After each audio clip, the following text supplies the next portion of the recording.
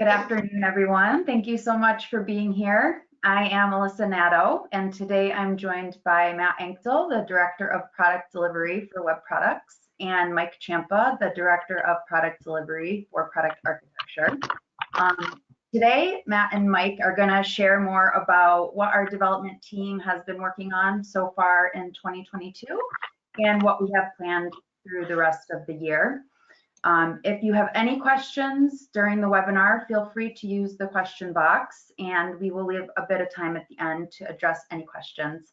There will also be a couple of poll questions throughout the webinar today, so we would love to get your feedback when we have the polls. And with that said, I will go ahead and turn things over to Matt. All right, perfect. Thank you, Alyssa. Good afternoon, everyone, or good morning, depending on where you're located. So as Alyssa mentioned, I just would like to take this opportunity to go through what the rest of our product roadmap looks like for 2022, at least for the web products team. And so now that we're kind of in the almost close to the middle of Q2 here, I figured that's kind of where we would get started. And so the slide that we're looking at here is really, pretty self-explanatory, I think, but it's broken down by each of our products that our team supports, and then by quarter. So we'll go ahead and get started in Q2 for the mobile app, so where we're currently at. We did, I guess it was last month, if I remember correctly, we had a mobile application webinar that we kind of went into a little bit more detail, but I figured I would do a recap of some of the functionality that we're working on for that application. And so we'll start off with the ability to submit time off for employees, which is something that we've definitely heard a lot of requests for. So let's jump into some of the screenshots. Now, these are prototype screenshots, but the end result, which is in progress, looks very similar to this. We're still kind of working through some of the final details, so things may change slightly, but by and large, the functionality is the same. Things will look very similar in the end product. So to get started here, within the time management tab, we are adding a new segmented control, which is this blue section that you see up here with an option for time off. And so within that, you kind of have your standard calendar where the employee can select dates that they want to select for their time off request. So I'll just kind of progress through here. So for example, here the employee selected the 20th, which you then see down below here in the time off requested dates with some default hours, which will be populated based on the rules you have set up in time management. And you could select additional dates, of course. I think this example only has that one for right now, but you can see some prior requests down here on the 23rd, 24th, and 25th with the orange icon below those. And so again, yeah, there's some additional items that, if they can unselect dates by tapping on those dates again. So basically just very similar controls to what folks are used to with other mobile applications that are available today. In addition to the ability to actually select or submit a time off request, you will also have the ability to view existing requests, which is the screen we're looking at here now. And so you can see the status. You have some options to filter by year, by the code associated with the time off request, and then the status of that request. And then the option to also view available balances is going to be included in this next release as well, which is what we're seeing here. So again, depending on the accrual code set up for the company, the user will see a breakdown of what they have available for each of those codes on this screen. All right, jumping back to the next section that we're working on currently, it's the ability to edit employee data. So this functionality exists in the My Payentry web application. So we're building it out in the mobile app just to have parity between those two systems. So a couple things to touch upon here. So again, we're looking at the employee tab here, and you'll see some addition for contact information. You'll see an edit button. This will also be available for direct deposits and deductions. On the deduction side of things, what's available to be modified by the user is defined at the company level accrual. So, or excuse me, the deduction. So there's a flag there that you can either set to true or false, which will control whether or not they can modify that within the mobile application.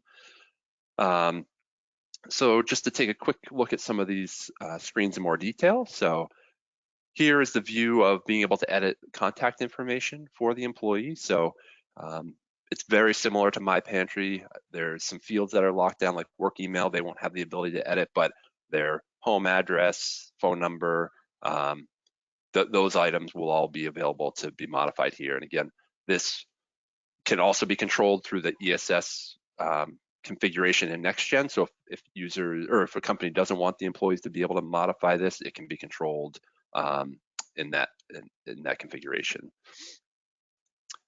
Let's see. So on this screen, we have just an example of modifying an account for a direct deposit. And so again, most of these fields are something that the user can edit. The priority order, which you can see here is grayed out. That's something that on this screen at least won't be something that they can change. That it is available on another screen, which I'll highlight just in a second here. But they will also have the ability to add new accounts, which I don't have a screenshot for, but it looks very similar to this screen. It's just adding a new account from scratch versus editing an existing account. And then here we have a screen for editing deductions. And so not a whole lot here aside from the amount that's essentially that can be modified, but and then also the ability to stop that deduction if they would like to do that. One thing I think I missed the screenshot where you can choose the priority for your direct deposits. It's on the main employee screen. Instead of going back, I'll just kind of speak to it. But on that edit screen, there is the ability to drag the direct deposits either up or down to reorder the priority. And so that's where that functionality would exist for the user of the application. All right. One last item in the Q2 bucket, which I think it's probably I'll say a stretch goal, but we are still going to start or try to look at it this quarter, is the ability to administer more administration around punching from the mobile app. So one of the things we've heard from clients is that they want to have, prevent employees from punching from the mobile application. They really want to have them kind of come into maybe a central location where they punch from, from the web application, for example. So that's something that we don't currently have available, but we are looking at ways to add some of that functionality to kind of lock down who has the ability to punch from the mobile application. All right, so moving out into Q3 for the mobile application. We are still in the early design phases for this, so we're working with Alyssa on the UX side of things here, but the goal is to bring some more employee functionality from time management into the mobile application. And so that's really two items on this list, which is the ability to see time card information as well as schedule information. So right now, it's really going to be kind of a view-only mode of the time card. They won't be able to add, a certain number of hours for a given day. It's really just to be able to see the time card data that they have available to them. And so again, we're a lot of data to try to get into a small form factor, but we're excited to get that into the user's hands as well. The third and fourth item on this list are actually things we hadn't planned for the 2022 roadmap, but we've gotten a lot of feedback from actual employees that are using the application that these two pieces of data are really helpful, or data or functionality are really key things that they're looking for. So the ability to have a PDF of their pay stub directly out of the mobile application, and then also to be able to see year-to-date information. So those are things that we kind of bumped up in priority based on that feedback. And again, we're looking into the Q3 timeframe before those are available in the mobile application. Let's see, and going out to the final quarter here for Q4 for the mobile app, we are planning to add the ability to enroll in online tax forms. So this is something that is available in the My Payentry web application, but we really want to try to drive the user experience through the mobile app for the employee, and so we'd like to bring that to that application as well. So we'll be looking to add that hopefully earlier in Q4. So we're, give folks plenty of time so the functionality is there when they're trying to actually get geared up for the end of the year and want to view their tax forms. And then the next item is notifications. And so this one is going to be a first pass at adding some additional notification functionality to the mobile app. So think, push notifications, for example, when if a time off request is approved by a manager, we might be able to push out a notification saying that time off request was approved, as just one example of many ways that this could become handy. So this is really a multi-layer approach. I think there's a lot of functionality and a lot of kind of effect across our product suite. So we'll continue to build that out, but this will be at least that kind of set the framework and have some initial functionality for folks. And then the last item, this is error codes. This is really to help us here at MPay and Payentry to better support the product. So when we do have users reporting errors, we want to be able to better troubleshoot those issues in a more timely fashion. And so adding some error code information into what we display to them if something goes wrong, that will really help us get to the root cause of the problem a lot faster, because it will give us some context in terms of what actually went wrong. So again, nothing super exciting for the end user, but it is better, will better facilitate us in terms of supporting that product. All right, moving down into my Payentry for Q2. So I'll generally say that across the rest of the year, my Payentry, the web application, looks pretty empty, but I think it's a little misleading. There's quite a lot that we're starting to talk about, and one piece of that is this data architecture update. And so what I mean by that is the way we're accessing and modifying data. It's kind of the simple way to put it. So the mobile app and the My Payentry web application really allow those employees to access the same data for the most part. And so currently they function in different ways in terms of how they grab that data and how they update that data. And we really long-term want those two products to, as much as possible, converge and kind of reuse a lot of the same logic that because they are so similar. And so that allows us to just support the products in a much more efficient manner. It gives the users a much more cohesive and kind of single user experience across those. And so we're, over the rest of the year for the web application and the mobile application, we're looking at ways to bring those two closer and closer together. And so again, that one of those first steps is this data architecture piece that we'll be looking to roll out. So initially there won't be any really obvious changes to the end user, but I think as we move on and start to experiment with some of these projects a bit more, those two products will come closer together in look and feel and functionality. All right, moving down into next gen for Q2. So there's a couple items here I'll drill into. So on the enhancement front, there's a couple items that I wanted to highlight. So enter wages performance. This is something we are revisiting. We had tried to make some improvements here on the enter wages screen because it can be a little bit slow, especially for larger clients. And so we've been trying to add some additional performance to that screen. And we had to roll back our first pass at that for some security reasons, but we are currently in the middle of addressing those and are looking to include that enhancement in the next release, which would be 1.28. So we're excited about that. It's still work in progress, but yeah, definitely looking forward to see what types of improvements we can make there. The other item that will be included in that 1.28 release is some of the changes that are needed for Nacha around securing bank account information. And so there's a couple screens here. Really, there's two, I'll say, main locations that we'll be updating as part of this release. It's for company bank account information and then employee direct deposits, where you also see bank account numbers. So for the simplicity, I included screenshots of the company bank account screens, but it will look very similar for the employee direct deposit as well in terms of how this works. So on this screen, what we see here is the edit screen for a company bank account. And so what's new is by default, the bank account number is going to be masked, as you see here.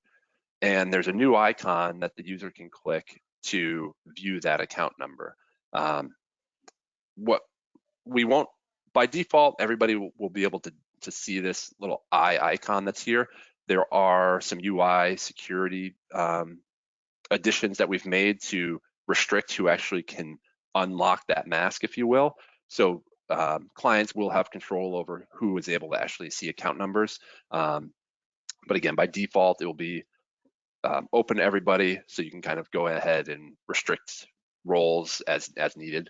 But the way this will work is, again, the user can come in here. If they see this icon, they can click it, and then they'll see the account number shown, as you can see here. And then also, this is the grid for bank accounts for the company. So we have the account number that's shown there as well. And so what we've done is masked that information by default. Again, there's a new button up here that's show hide account numbers. And so this will also be controlled by that UI security that we've added in terms of who can see that button.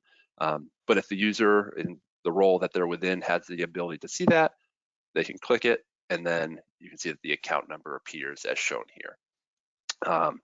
So again, I don't have the screenshots for the employee side of things, but it will behave very similarly, as I had mentioned.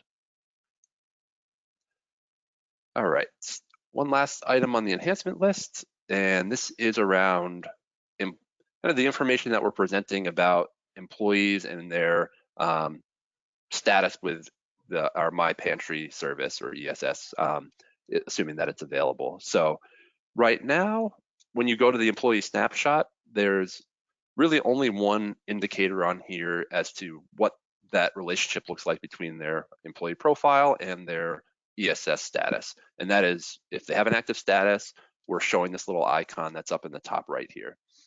And that's all we're showing right now, but there's quite a few other statuses available. So one of those, so the goal was to build out some additional kind of visual clues so you can kind of get a quick glance, understand what that what the status of their ESS account is. And so as I mentioned, this is what we have now for active. We've added a new icon for an account that's active but is locked, which is what we see here. And then we have a new icon for an account that's available, as shown here. Then we have, again, similarly, we have available but locked. And then we have disabled, disabled and locked. And then the last one is that the self-service has not been set up at all for that in particular employee.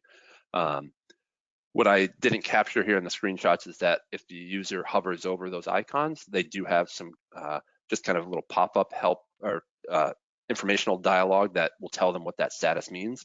Again, after a few probably times of looking through the little help boxes, it will be pretty self-explanatory when they see those icons, but we did give that additional context just to help kind of with the learning process of what these new images represent. All right. And then there's a few bug fixes we're going to tackle here. So I'll quickly go through those.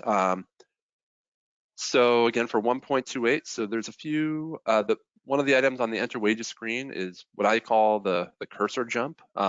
What I mean by that is I have a few images here to kind of talk through what this bug is and try to highlight how we're fixing this. So as you can see here, we're just on the enter wages screen.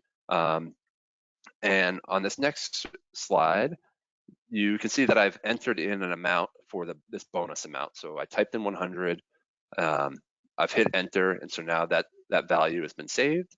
And so this next slide is really where the kind of the highlight of the bug in terms of the user is now deciding that they want to filter this list somehow. So they're clicking into our search box up here and starting to type in a name. And so what you can see what happens is as soon as I start to type, I get my first letter in here, and I think I was searching for Joseph. And so the first letter I typed was J, and then the subsequent letters that I attempted to input into that box ended up over here in that bonus amount field that I had just set to the value of 100. And so this could be problematic if you're not kind of careful when you're entering data, or if you're get distracted. You might not realize that you actually overwrote the existing data, which is obviously not a good situation to be in. And so again, we're glad that this one we were able to find a solution for this, and so that will be rolled out in this next release, thankfully.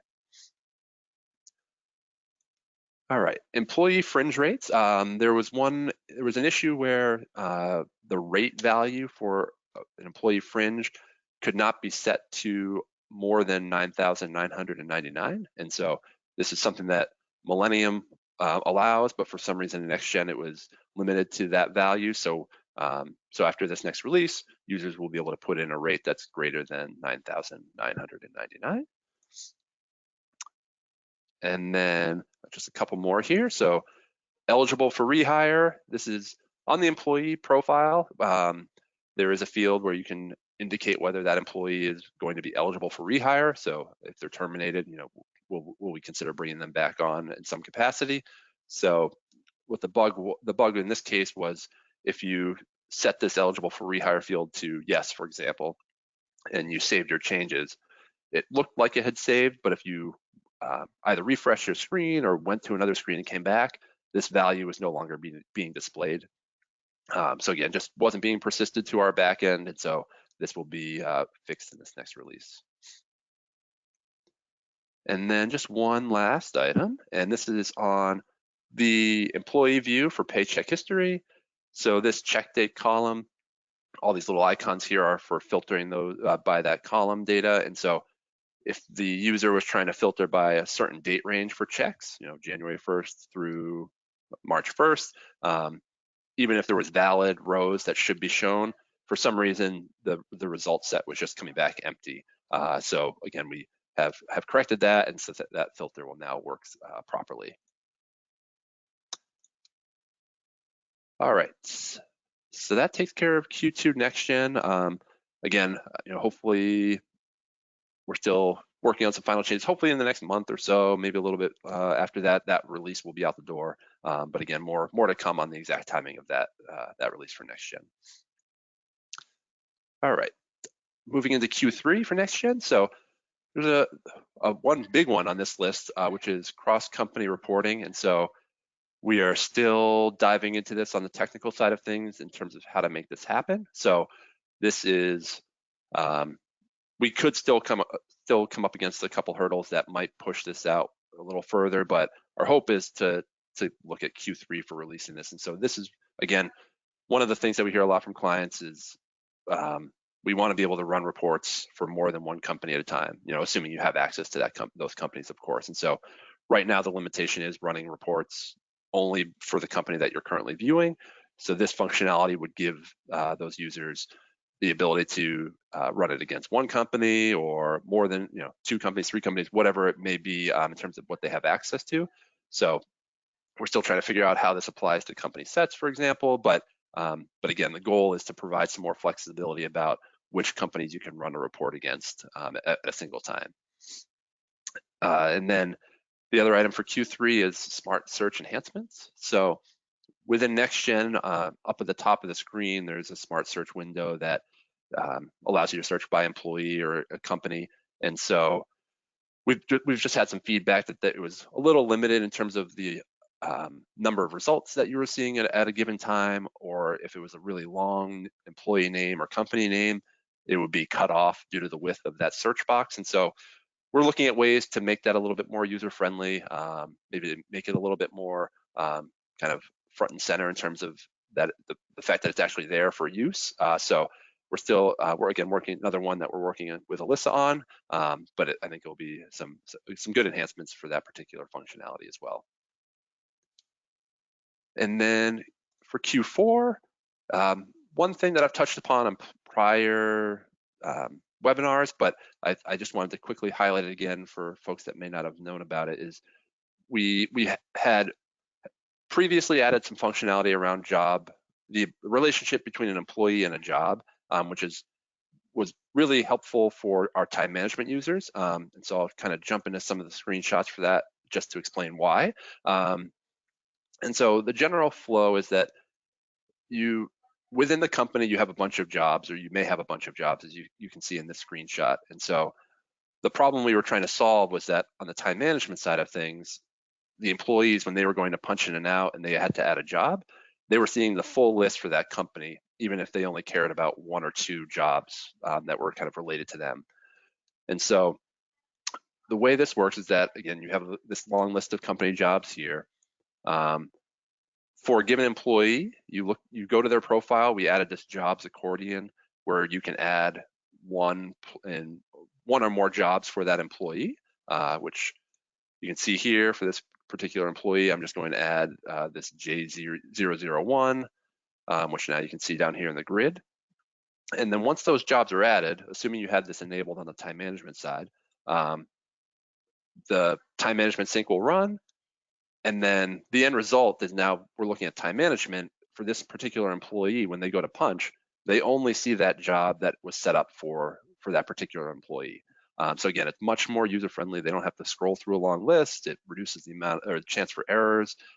So just a nice piece of functionality that just wanted to, again, kind of put back out there just in case folks weren't aware that it was there. And so kind of coming back to what we're working on in Q4 is just making it a little bit more user-friendly on the administration side. So trying to look at ways to kind of not have to go employee by employee, adding some bulk update functionality, possibly adding it to the rate section if you happen to use those, where you can set a job for a given rate.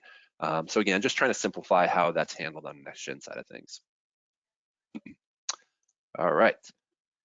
And then finally, down in time management for Q2. So there's two items that we're working on here. The one that's currently in progress is the ability to add additional amounts. And so that's kind of our generic approach to this initiative. The original ask was to have some way to add tips when you're punching in and out as a time management user.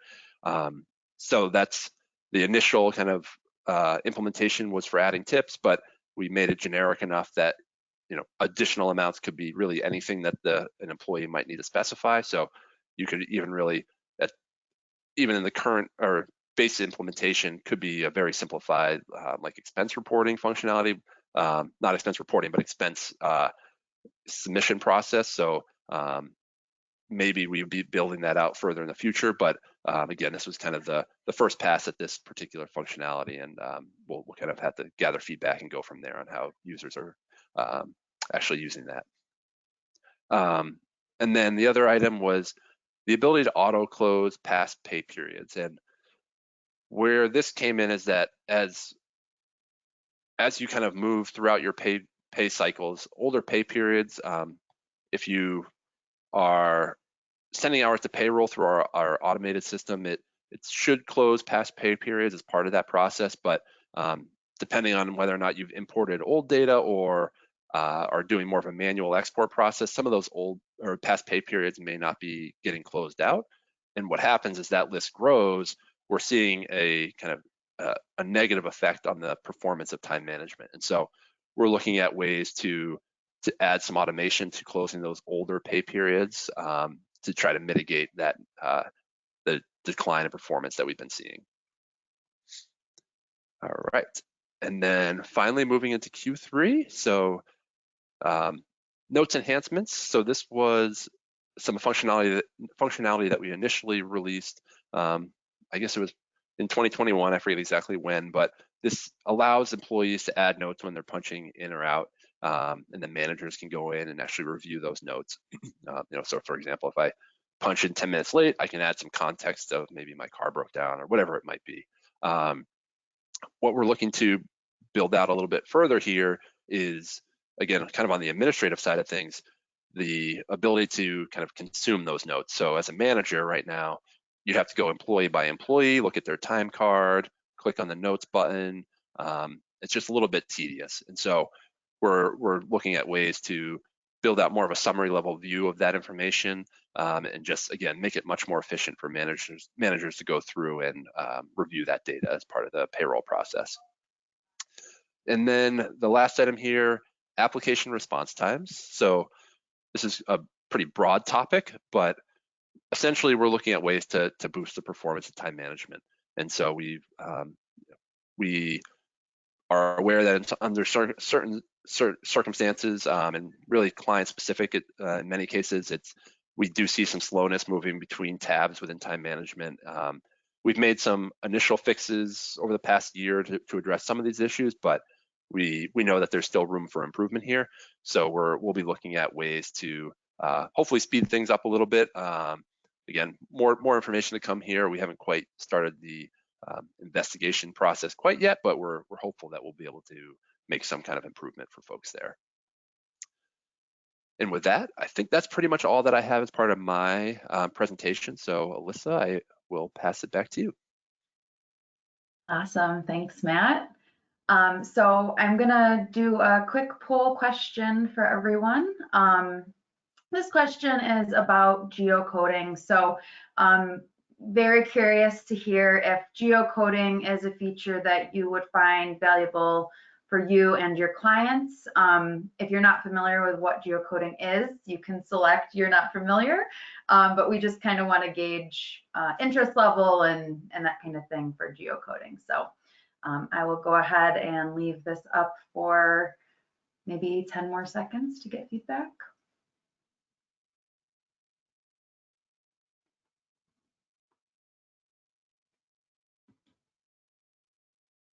Awesome. Thank you guys so much. And with that, I will turn it over to Mike.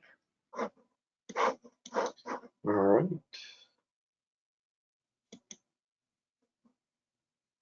Let me share my screen. Okay, there we go.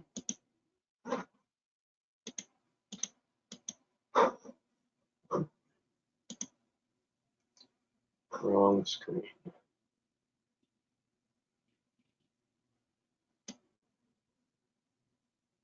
There we go. All right. So, we're going to talk about the Millennium.NET object project. That is really the main focus for my team for really the last year and will be for the next couple of years. So it's going to go over the project overview for people who aren't familiar with the project, have a better understanding of what we're trying to do, and then talk about the current status and then the release plan, and then I'm going to kind of go in the opposite order here and do my team's roadmap last. So let's go ahead and get started here. So the first thing that, okay, a little bit of a delay there. So the first thing, just kind of talk about the previous MPay universe. So previously, all of our products, whether it was M3, Payentry, ESS, our web services that we use for integrations with vendors for our Payentry application, and is also the process server. Even though it is packaged in with M3, it is a separate application. All of those were built upon a layer that we call the Millennium COM objects. And that is where all the communication with the database takes place and where all the business logic lives. So what we're trying to do is convert that to a more modern programming language that can take some advantages of advancements in technology over the last 20 years. So kind of where things stand today is this. So we still have M3, Payentry, ESS, old web services, and old process server in the COM object universe, but we've kind of forked this, so we now have a new process server and new web services that are built up upon what we call the .NET objects. And that is, so we kind of split focused. One is on the process server side, converting all of the jobs that are in the job queue that run. The new process server can't run the old M3 jobs. We have to kind of convert that to the same programming language for it to run those. So first project is to kind of convert as many job classes as we can that can run on the .NET process server. as well as at the same time kind of expand our web services for other vendors as well as our own applications to use. So an example, the latest version of the mobile app is using the new .NET web services to communicate with the database. And going forward, looking, probably maybe in the end of this year, is we're gonna keep expanding this. So the next step would kind of look like this. So as Matt mentioned in his slides, ESS and the mobile app will be using the new .NET web services to communicate with the database. And you'd also notice that we're planning on sunsetting the old web services. And so that's kind of where we kind of see things stand, by the end of this year. And kind of going forward, one step in the next couple of years probably is, we'll add Payentry into that realm as well. So you're going to see more and more of our applications converting to either be built upon the .NET objects or take advantage of the .NET web services, so we can kind of migrate our products off of the old Millennium COM objects. So that's just kind of, just a kind of a snapshot of kind of where things are now and where things are going. So as far as the job classes, there's about a little over 100 job classes that we want to convert to .NET. We've done 28 so far, so we're about a quarter of the way there. And I'm not going to go through every one of these, but we're trying to kind of convert things based off of needs. So jobs that cause the most problems, like sync, for example, and then other jobs that are kind of low-hanging fruit that didn't take us much time to convert, that we thought would be good to kind of get this project ramped up with. So as far as so what happens when a job gets converted? So most of the time, most of the conversions will have 100% same functionality. Exactly as it ran previously is going to be how it runs going forward. There are some jobs that will have new features where there is some opportunities to improve upon the job that we feel is worthwhile as we are writing the new job class. And there'll be some jobs that have features that we don't convert, whether that is jobs that have features that are either obsolete, that were for a specific time period that obviously will never be used, or if there's features that were never really adopted and no one's really using them, and it doesn't really make sense to kind of spend the time to convert that logic. And there'll also be some jobs that don't get converted at all. So there's jobs like, for example, the M2 sync job. Hopefully no one's still using M2, but if they are, unfortunately the M2 sync is not going to be converted. So we'll be working with service bureaus and clients to make sure that we're converting all the jobs that need to be converted and all the features that need to still exist. And we are kind of actively right now working on a new page in Web Help that will list these changes. So kind of a snapshot of where things stand, which jobs have been converted, what's the testing state of those jobs, and if there are any changes with those jobs, what those changes are, so you can be well informed of what's to come. And just a couple of examples of changes that will be coming is, so for the mail client job, we now have an option to enable secure emails.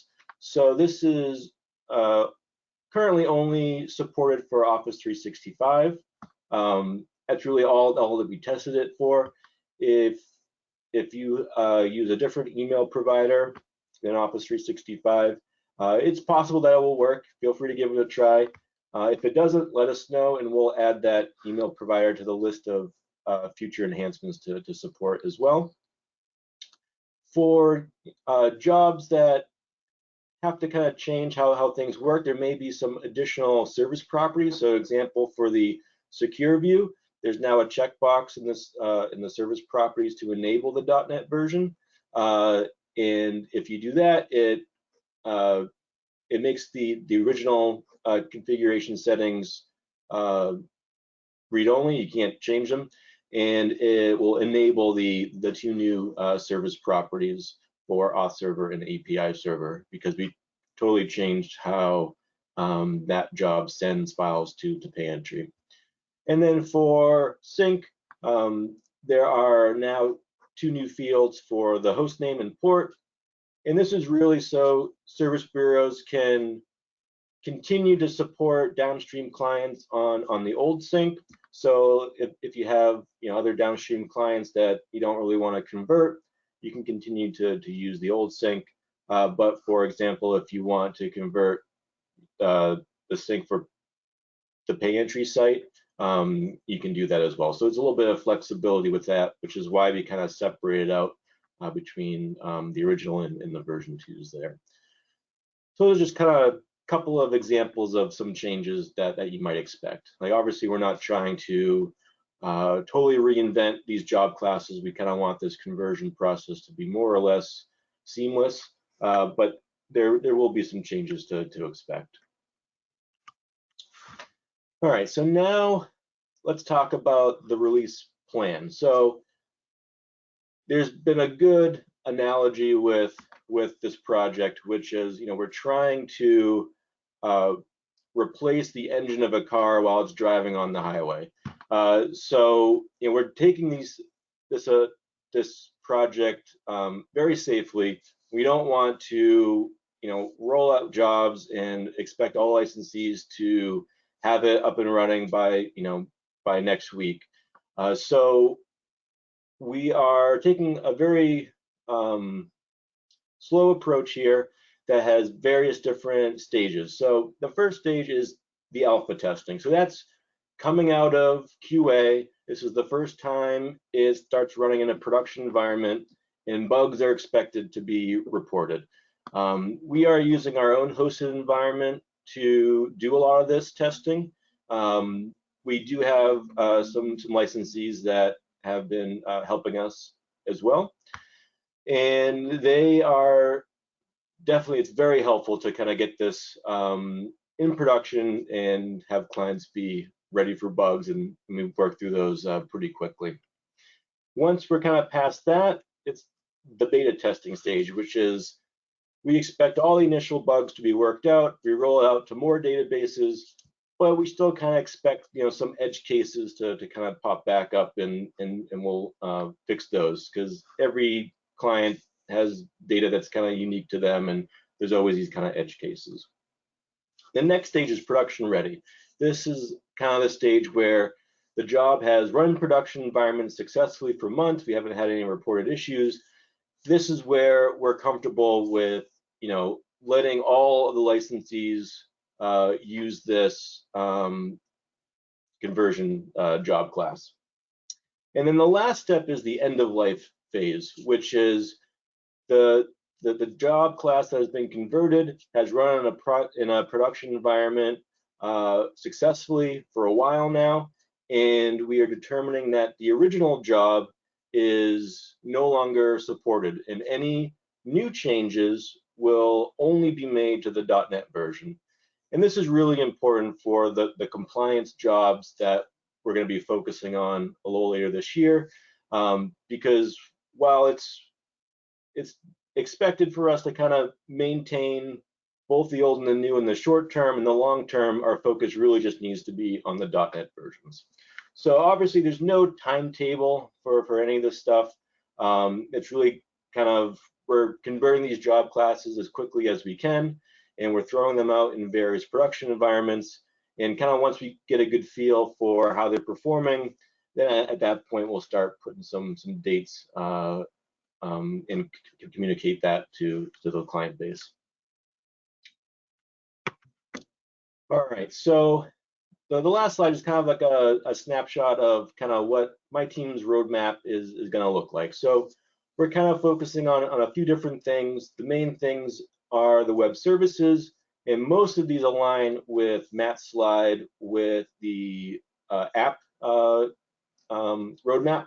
So, Q2, we're working on getting him the APIs for time off requests, direct deposit changes, employee record updates. Q3, we're working on the some more time management related APIs for time cards, schedules. For the pay stubs, there's some underlying work that we need to do in the .NET Object project, and then also expose that through an API call in the year-to-date information as well. And then for Q4 with the web services, we're trying to sunset the old web services that we call the SOAP web services. SOAP is just a technology term there.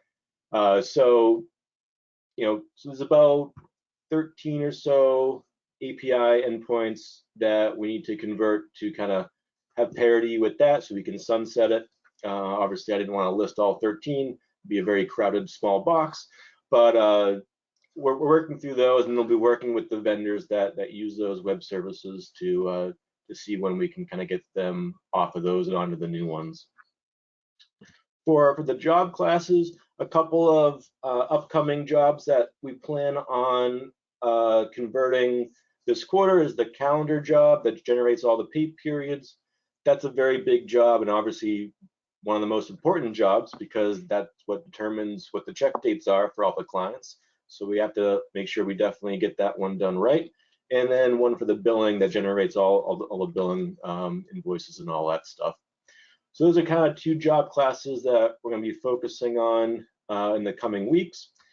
And then after that, there's probably going to be a bit of a lull with the job classes, which I think will be good.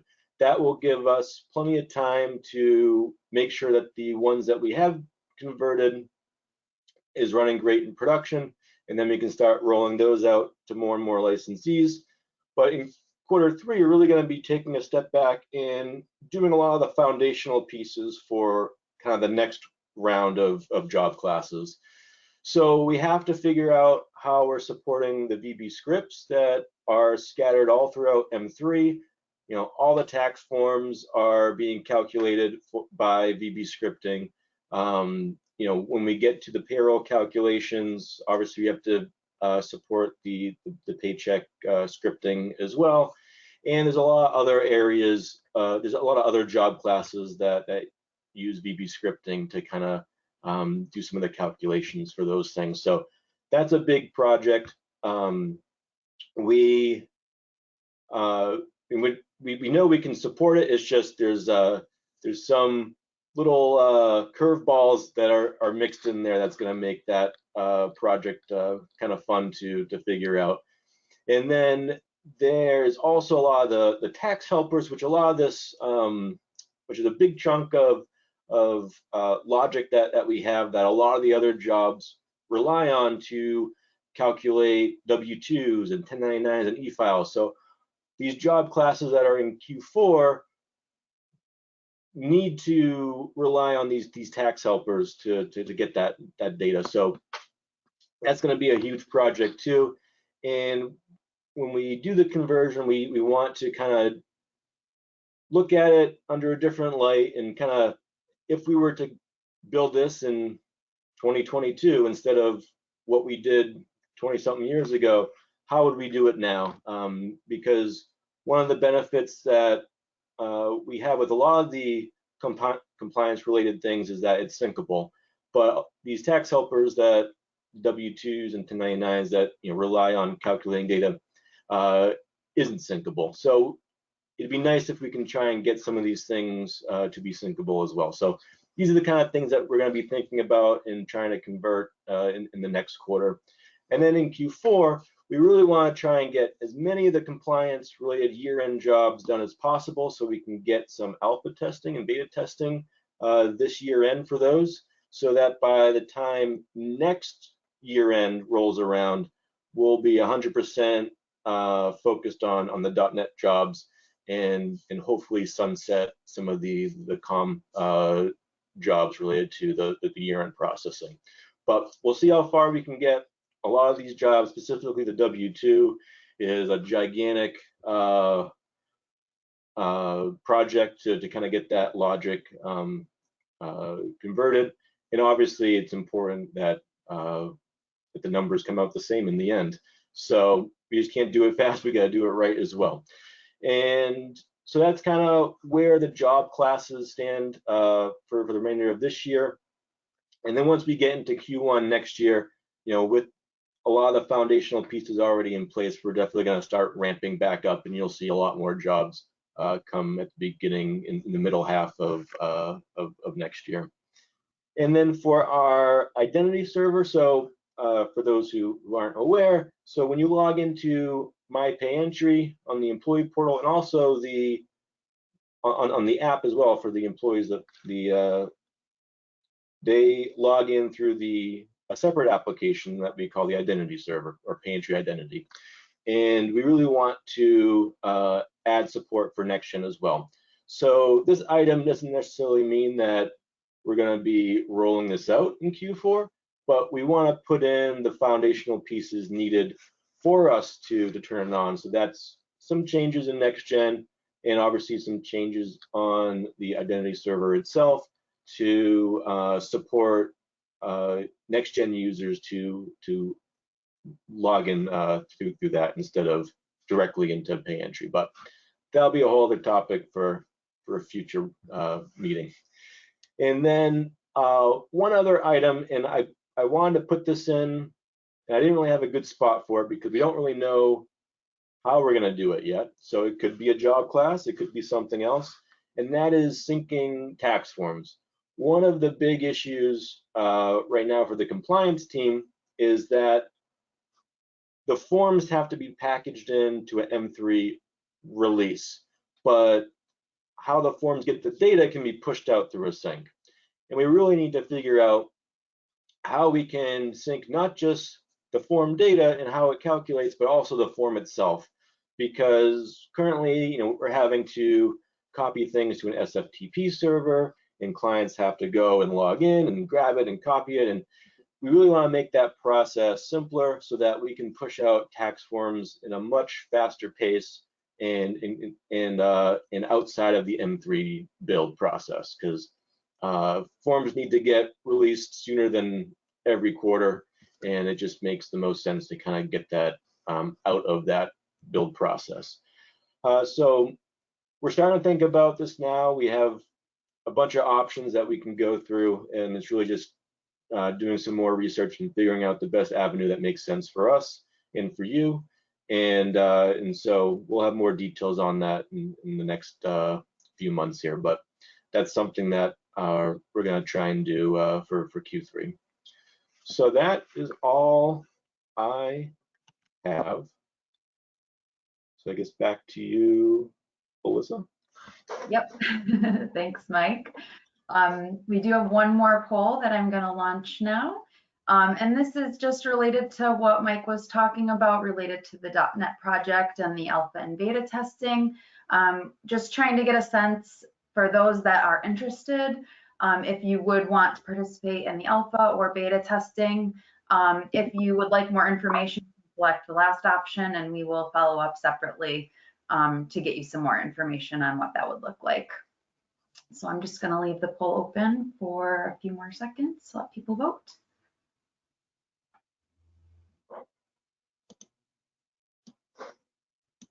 Okay, thank you all so much for voting. And throughout the webinar, there were a few questions that came in, but I was able to answer those they were more individual, not really any that would apply to multiple people. So those have been answered. So we don't have any remaining questions for you guys. So I think with that, we will go ahead and end the webinar, but hope everyone has a great weekend, and we'll talk to you next time. Thanks so much.